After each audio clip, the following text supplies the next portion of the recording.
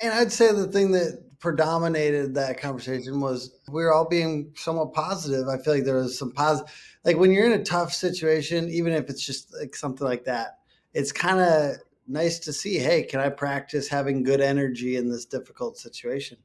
I Yeah. think like Yeah. you had great energy. So it's just like it says something. Do you know what I'm saying? When you can try to have good energy in a difficult situation. Yes. Yes.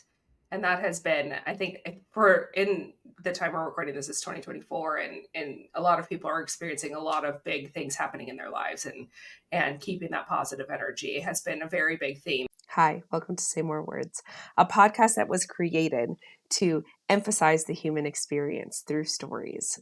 I hope that you come here to learn, to expand, and most importantly, learn how to say more words. Speak your story, speak your truth, boo boo. We're so happy you're here. Welcome back to Say More Words. I'm super excited to have y'all here, and I'm super excited to have a guest because we haven't had a guest in a while. With the crazy travel schedule, we haven't had anybody on, so I'm super excited to introduce you to my friend Tim Brown in a second. But first, Tim, will you tell us what the song of the day is? The song of the day is, drumroll please, Texas by Big X the Plug. I love that song. Oh, it's good. It's so good. It's so good. And you've spent a lot of time in Texas. That's a brilliant segue. I'm going to let Tim introduce himself to y'all here in a minute. But Tim is one of my, what I call my meet cutes of 2023. If you watch the movie The Holiday, they talk about meet cutes, where it's two characters in a movie like meet randomly. Tim and I were on a flight to Texas. I was coming back. Y'all might remember this if you were in my space during that time. I was flying back to Texas and trying to beat an ice storm that was hitting the state of Texas, because if I didn't get here, my kids didn't have anybody because my husband also had to leave. It was craziness. Mhm. And we ended up, I think we were sitting next to each other on the plane, and then, or no, we didn't even get on the plane. Yeah. Didn't get on the plane. They had delayed our flight. And everyone, when you're in an airport, everyone's mad. We're leaving Minneapolis. Everyone's mad that the flight's getting delayed. All of the flights to Dallas are getting canceled all around us. And I'm that person. I was just being me going, we're getting out of here. We are not staying in this state. We're leaving. And it was just great. I got to meet Tim and one of his coworkers, Sydney. And we spent the whole time just saying, we're getting out of here. Whether it's we're here for 13 hours, we're here for 5, we are getting out of here. And we ended up being the last plane to leave en route to Dallas. And we were the last flight to land in Dallas. And it was awesome. And I'd say the thing that predominated that conversation was we were all being somewhat positive. I feel like there was some positive, like when you're in a tough situation, even if it's just like something like that, it's kind of nice to see, hey, can I practice having good energy in this difficult situation? I Yeah. think like Yeah. you had great energy. So it's just like it says something. Do you know what I'm saying? When you can try to have good energy in a difficult situation. Yes, yes.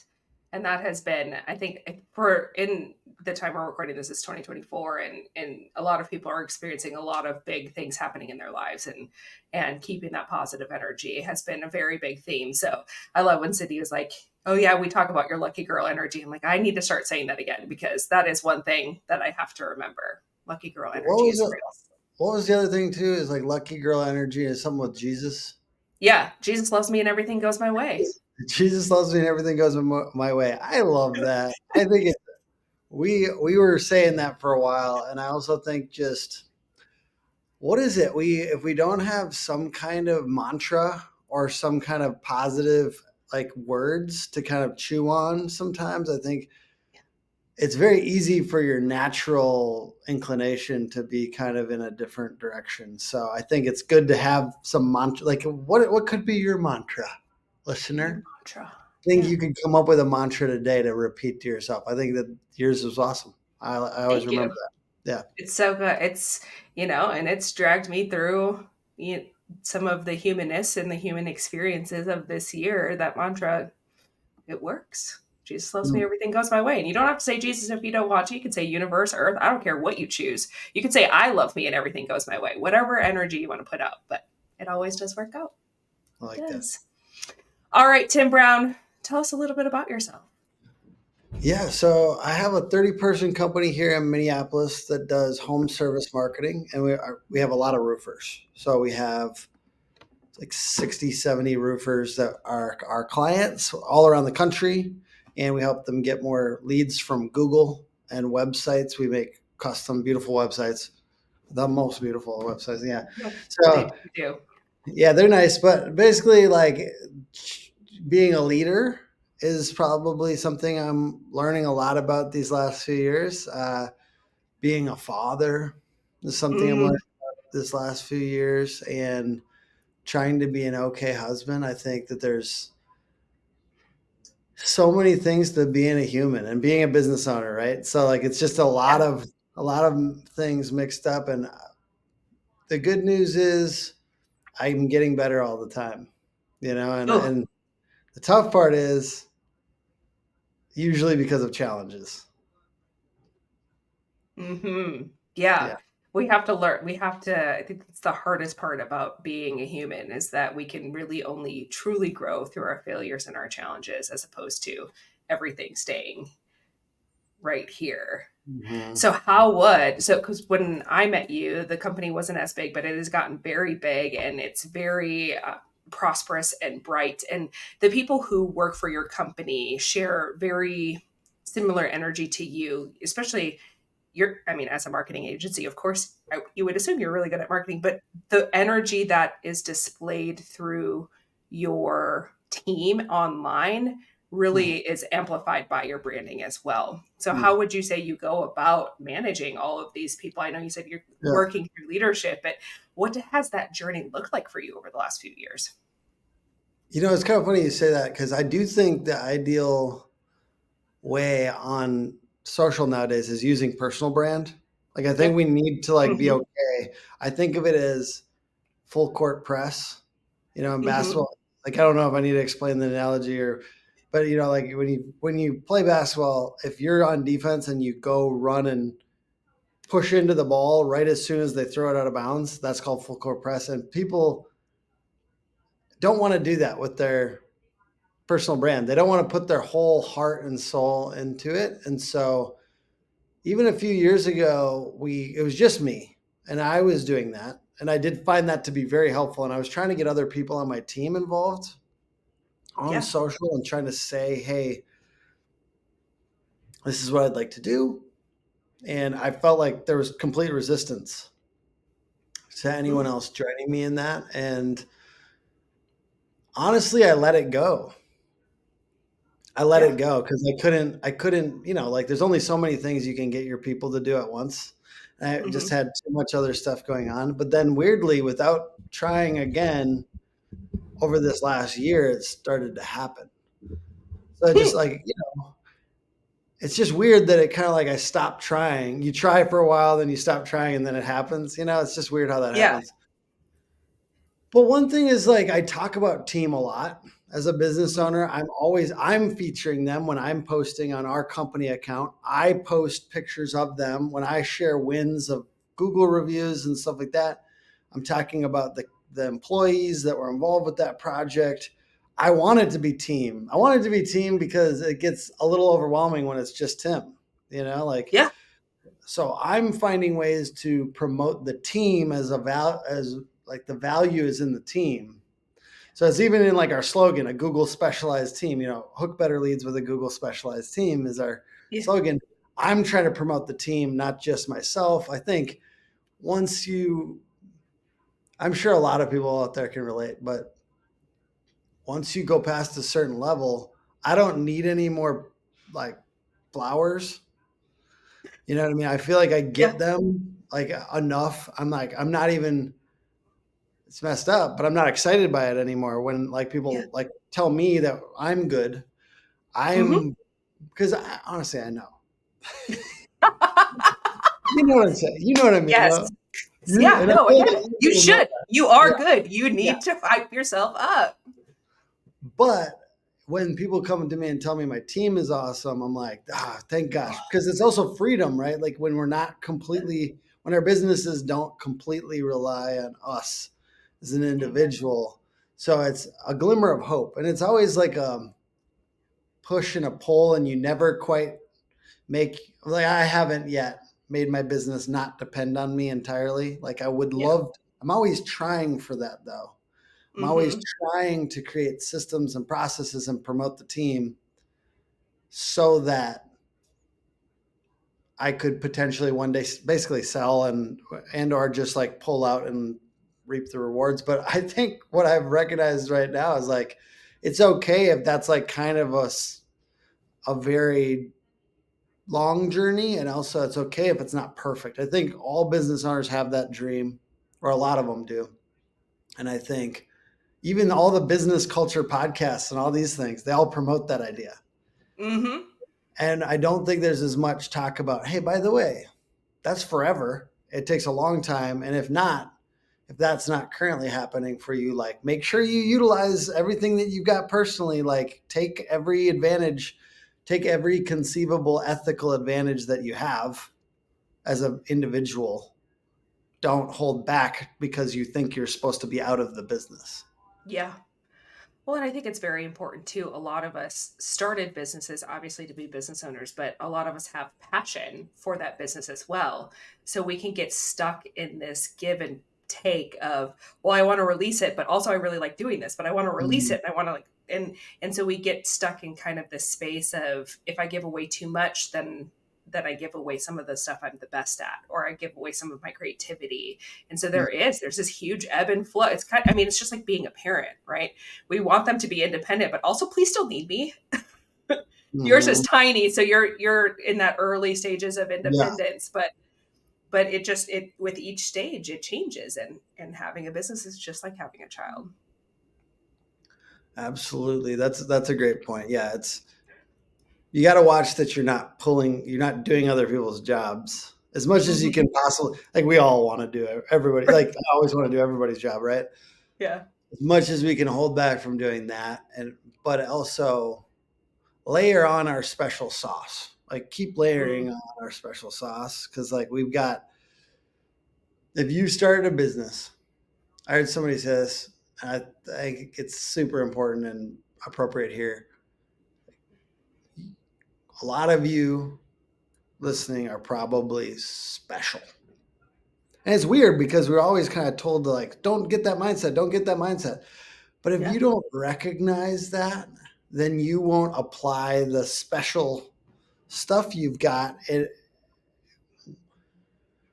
I don't know. I'm at 30 people and I don't feel like it's probably not a good idea for me to stop doing those things that are kind of unusual that I know only I know how to do. The problem, and I think what you're talking about is when you're at 5 people and you just won't let anything go. Like, you know what I mean? Yeah. Like, it's very hard to let things go because the first, especially, and don't give up because the first 5 employees you have are probably going to suck.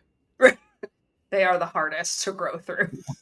And like, I had 5 employees before I had like one that's, you know what I mean? Like, it Yeah. takes a second to start to get people that want to be there. Mm. And Mm-hmm. then, because it's hard, because if it's just you and a few other people, it's hard to get people to want to stay. Because part of the reason people stay at jobs is because of friends, and I can't be everyone's friend And the and boss. be the owner. Yeah. Hmm. So, how would you say in this ebb and flow of the business that you've developed one as a human, but helped develop the special sauce that is the Hook Agency? Ooh, that's good.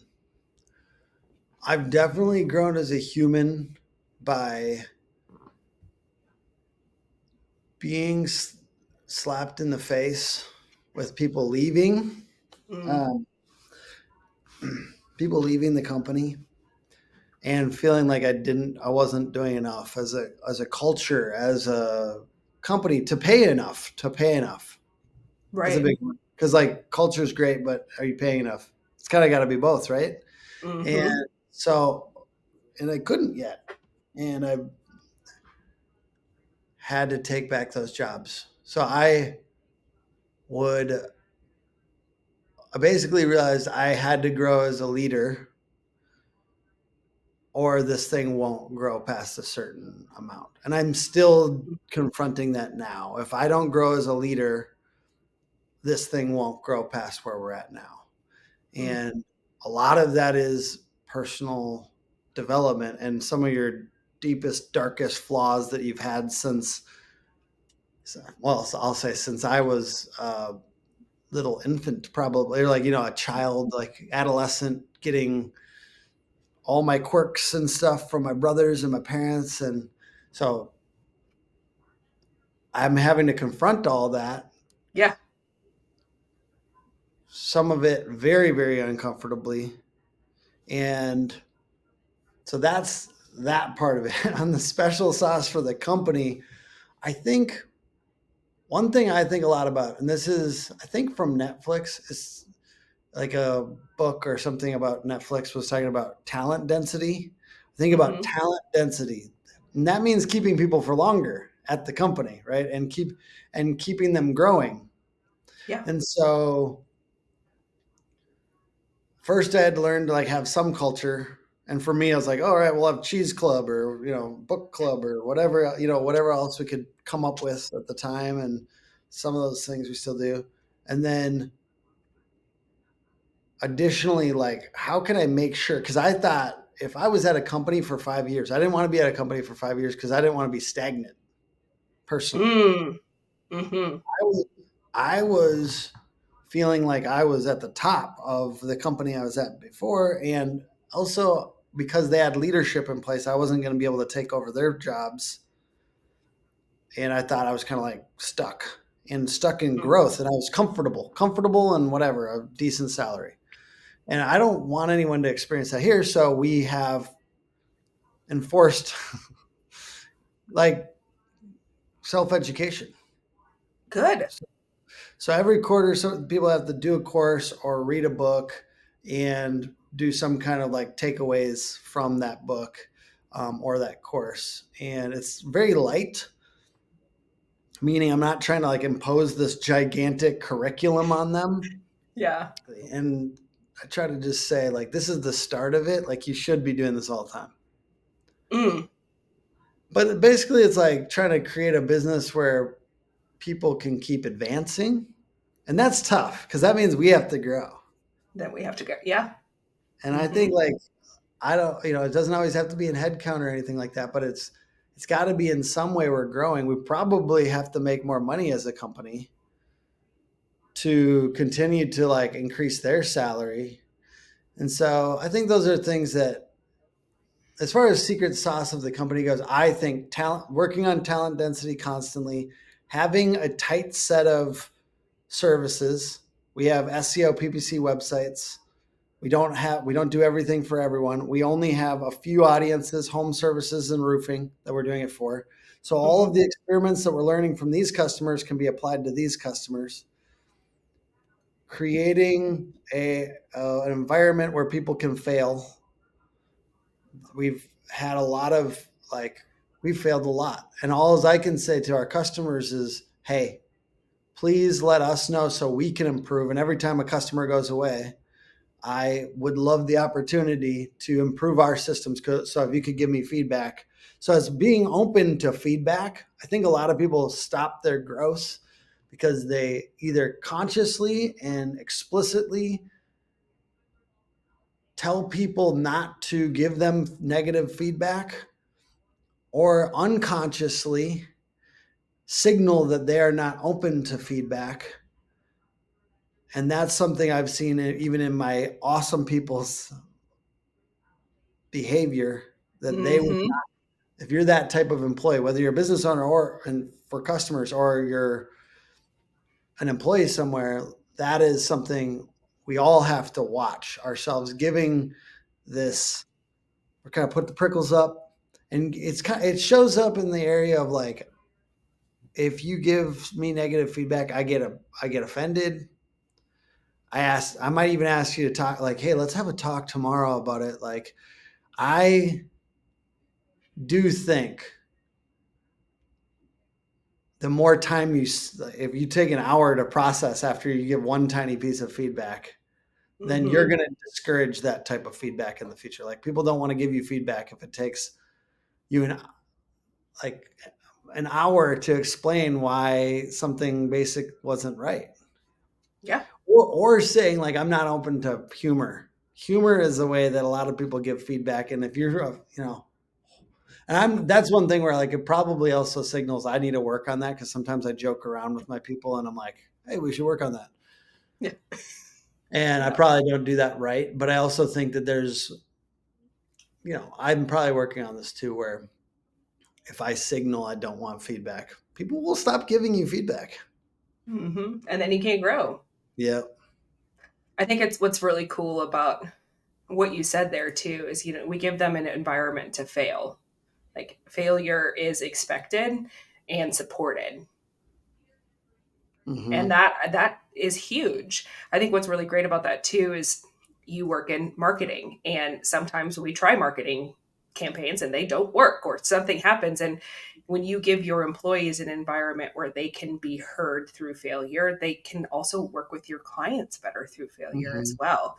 Like your environment, the people that work for you, because I follow y'all on YouTube and Instagram and all of the things. So I've been watching for years the environment and the people that you have, and the clients you get to work with.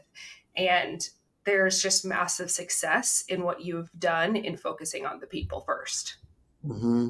Thank you. So I applaud you on that because it's just really cool. And it's really cool to see all that you do, especially for the home services that oftentimes feel I don't feel like they don't have to do the alternative styles of marketing or do the social media or do the SEO and things. And you create massive success in these companies. And you can Mm-hmm. see it starts first with the foundation of your company, which is your people. So I applaud you. It's very cool to watch. Thank you so much. I don't know why this applies, but I always think of Michael Scott's quote of like, the company is made of people and people don't go out of business, Jim. Yeah. You know, Yes. I think about that. I don't know. I think about that Yeah. quote way more often than I should. I think, we think about all the fastness of marketing right now. Everything's changing. It's all going very quickly. At the end of the day, you need people to do it. Like no widget, no software is going to completely. And I mean, I am a big proponent of AI. I'm like using it on everything. I like it. Yeah. I tweak it. I don't ever publish anything that's like pure AI. I Yeah. I take the tool and leverage it for time savings, and that's what it is. It's time savings. It's not, and I'm not even like this isn't a, like AI or anti-AI conversation. The main thing is we need human beings to connect with human beings and utilize whatever tools we utilize. Like Yeah. we are all going to need people to connect with people, and I don't. That's why that People quote will never always go gets out me. of business. I Yeah, love that. I people will never go don't to even business. remember what that's from, but I love that. Yeah, it's from The Office. Yeah. It's yeah. I don't remember the situation at the. I don't remember what episode that is, but I've watched The Office 10,000 different times. I love that though. People don't go out of business. And I love what you said too. Obviously, we're not talking about AI this whole episode, but it is a tool. Yeah. It is never meant to replace people. We are Hmm. not iRoboting our lives here, people. Yeah, and I mean, I think it's wishful thinking as well as fear. Sometimes, I Yeah. think people that haven't spent hundreds and hundreds of hours messing with AI sometimes think, well, that will do this soon, and I'm scared of it, but I'm also kind of hoping like maybe I could use it for some stuff. And it's like once you get in and use it, it's like no silver bullets again, guys. Sorry, no Right. silver bullets here. Let's use it if it's where it's a good tool. Discard it where it's not a good tool. And sorry, once again, we don't have silver. I wish we did. Like we all. I think it's weird how fear and wishful thinking sometimes go together. Oh, constantly. A lot of people use it to stop themselves from moving forward. Oh yeah, Both because of the, them. the technology is all of a sudden going to make this easy, so I'm not going to do anything today. I'm just going to wait. Yeah.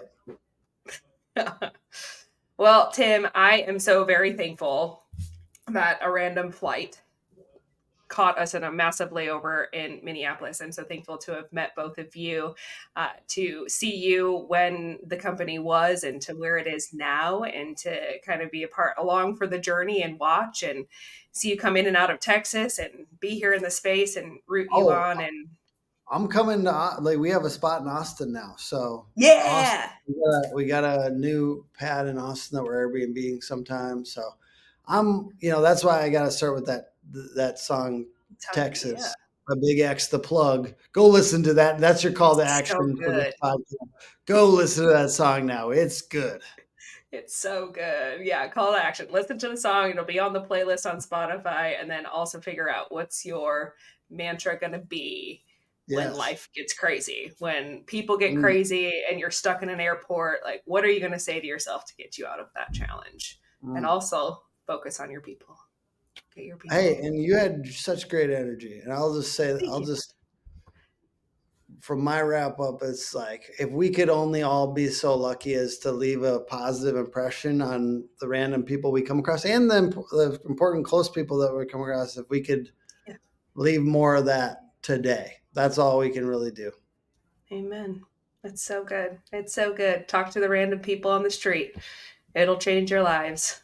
And you get to watch them from afar, and it's awesome. So, Tim, I'm so very thankful. I'm so very thankful for you. I'm excited to watch where you go. We are going to link in our show notes all of the contact information for the Hook Agency, their social medias, Tim's social media. If you are in the home services, roofing, HVAC, plumbing, and you want and need marketing services, the Hook Agency is for you. So, thank you for being here. And y'all, I will see you next week.